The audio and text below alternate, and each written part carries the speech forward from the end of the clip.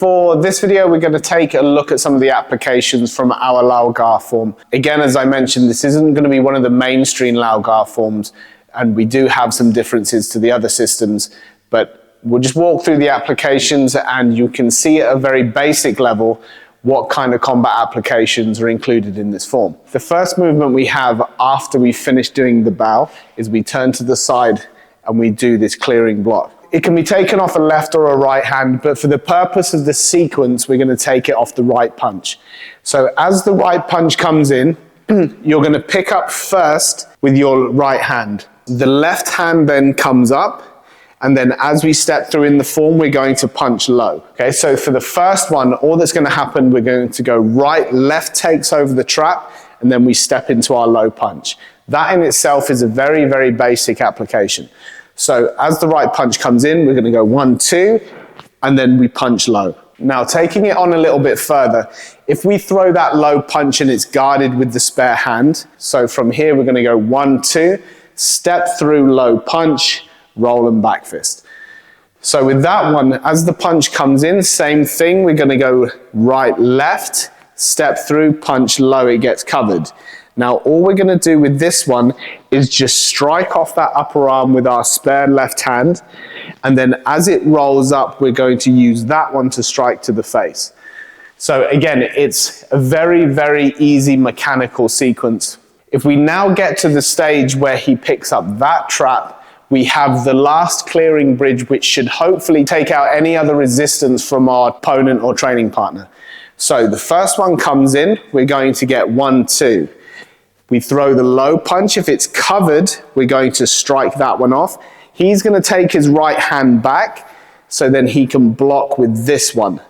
Now we get into this final movement. So once we're here, we have the two hands. Now the left hand is going to come up this time. We're going to cross and clear from the inside, and then as I step backwards, I'm going to bring him forwards onto that headbutt. With all of these applications, there are many varieties and many ways to kind of adapt this to fit most situations.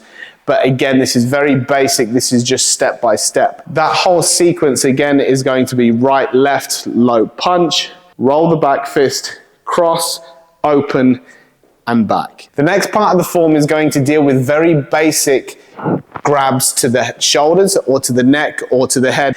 So the first thing we're going to look at is as we step around, we do this double uppercut. If we get a grab to the shoulder, it's very unlikely to be two at the same time, because otherwise you're probably about to catch a headbutt. You just need to deal with this one. Now from this position here, depending on the power that he's giving you, we can strike up underneath the tricep. So we can hit triple heater 11, which is a really painful point, which is the tricep tendon. If we get grabbed and we get pulled back, our bracing hand can come up and keep his head away. And now, if he's holding on really tight, this is a great opportunity for us to damage that arm. So if we're holding him off and he might be throwing punches or whatever else, but we have this spare hand, we can just chamber that punch and smash straight up underneath the arm. And that's going to severely weaken the elbow and his ability to fight back with that one. So from this position here, if the grab goes to the neck or anywhere like that, obviously the higher it is, the easier it is for you to work with. So even if your head's down, you're covering from the punches that are coming from his spare hand coming in, then you can just brace onto the head and then throw that uppercut straight underneath the tricep. Obviously a very difficult shot to use whilst you're being hit, but again, it's just an idea that we have a look at and train just in case it comes off. Right, okay, so the other grabbing techniques we're then gonna look at is the fold down and the open out.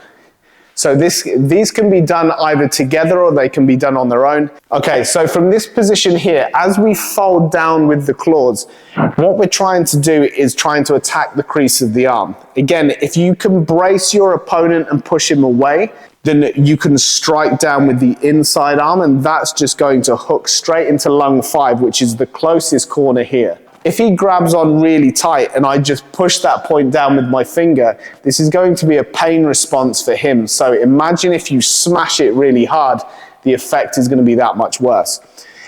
If you're in a position where you're trying to keep him off your neck, for instance, and the hand is here, then you can hammer down as you bring that arm across this way.